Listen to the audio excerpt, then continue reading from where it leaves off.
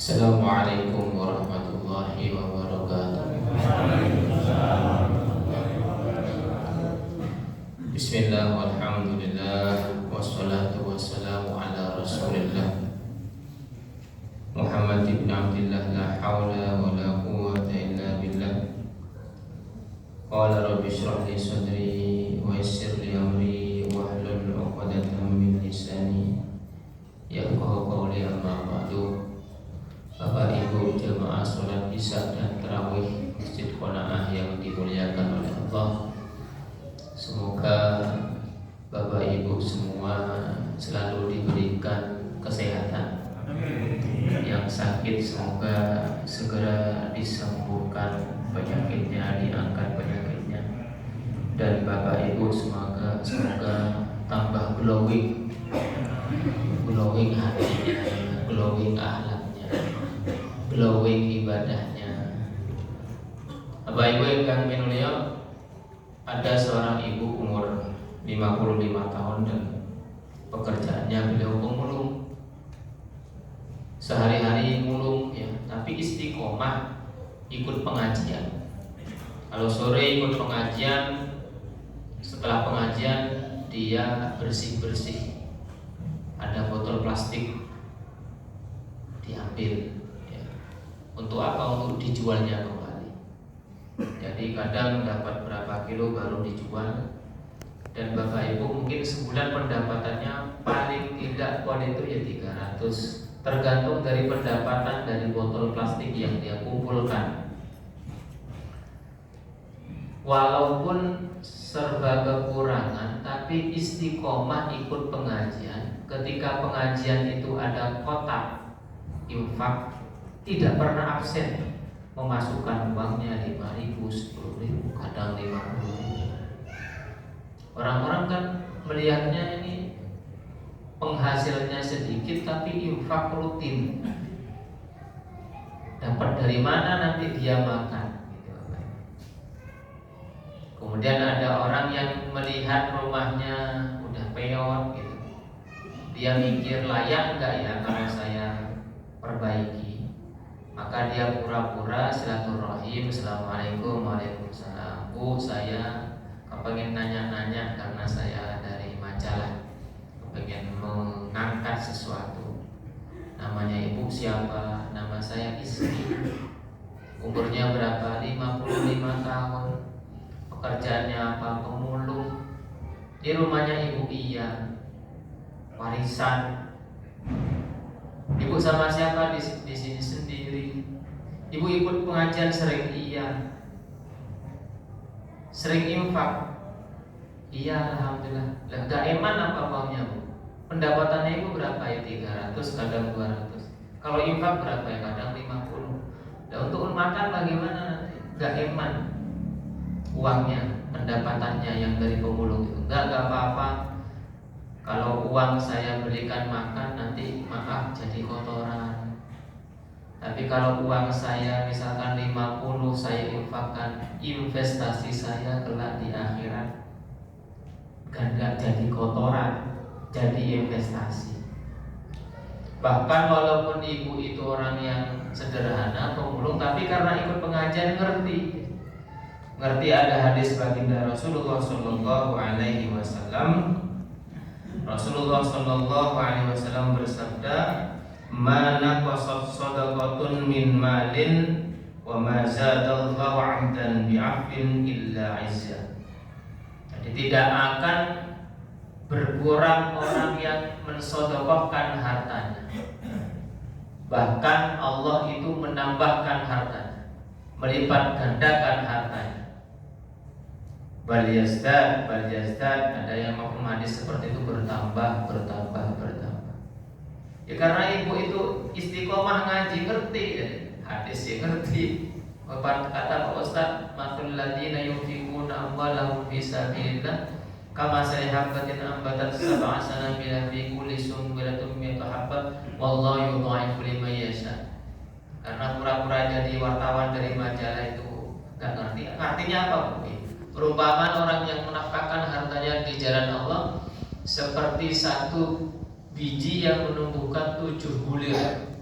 Setiap bulirnya ada 100. Jadi satu biji menjadi 700. Wallahu yudha'ifu liman yasha. Bahkan Allah melipat gandakan lebih dari itu. Satu biji bisa menjadi 700. Itu janji Allah dalam Al-Quran.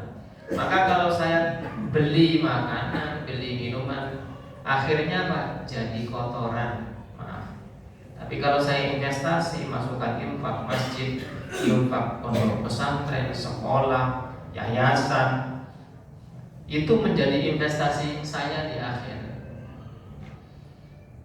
Nah, sehingga maksudnya mau pamit dan ternyata yang dia duduki itu adalah kursi hampir reot, termasuk mejanya itu hampir rusak. Kalau pamit Bu, insya Allah 1-2 hari kesini lagi. Oke, matur nuwun sangat Mas. Assalamualaikum. Waalaikumsalam. Maka tadi yang pura-pura menjadi wartawan Bapak Ibu silaturahim ke hari kedua membawa pasukan. Siapa pasukannya? Tukang mandor ya. 11 orang Bapak Ibu. Bahkan membawa semen 1 truk, membawa batu bata, semuanya dibawa untuk perlengkapan apa? Merenovasi rumahnya yang sudah hampir rusak. Jadi ini cerita kisah nyata. Ini ada program bedah rumah di RCTI. Jadi orang yang pura-pura dari majalah sebagai wartawan itu adalah tim dari bedah rumah RCTI. Sekarang sudah ada nggak program itu? Sudah nggak ada nih. Itu udah lama, itu tahunan yang lalu. Ibu, saya izin mau renovasi rumah ibu dan ibu saya bawa ke hotel selama beberapa hari. Maka langsung tukang dan timnya langsung siap gerak, diturunkan semen semua, rumahnya yang hancur itu diperbaiki, bahkan dirobohkan yang perlu, yang tidak bersemen di semen, yang tidak berbata dikasih bata, yang tidak bertehel itu apa Pak? Keramik ya, keramik.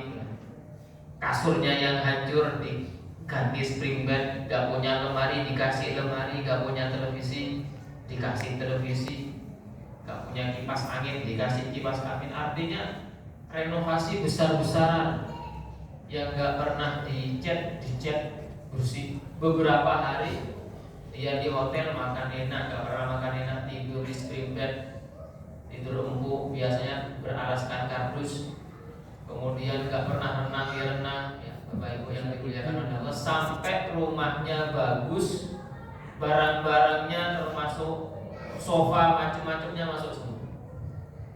Sehingga ketika sudah selesai ibu langsung dipanggil, Bu, ayo sudah selesai lihat rumahnya. Kemudian rumahnya ditutup banner sangat besar, tim bedah rumah RCTI.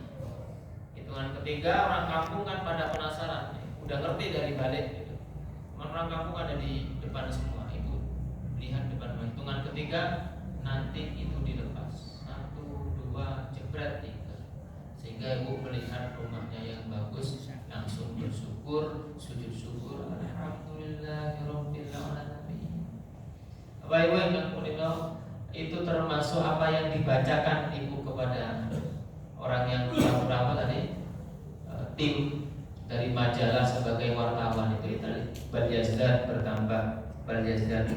Bahkan Bapak Ibu yang dimuliakan oleh Allah, dalam Al-Quran juga disebutkan innamas shadaqatul fuqara ya.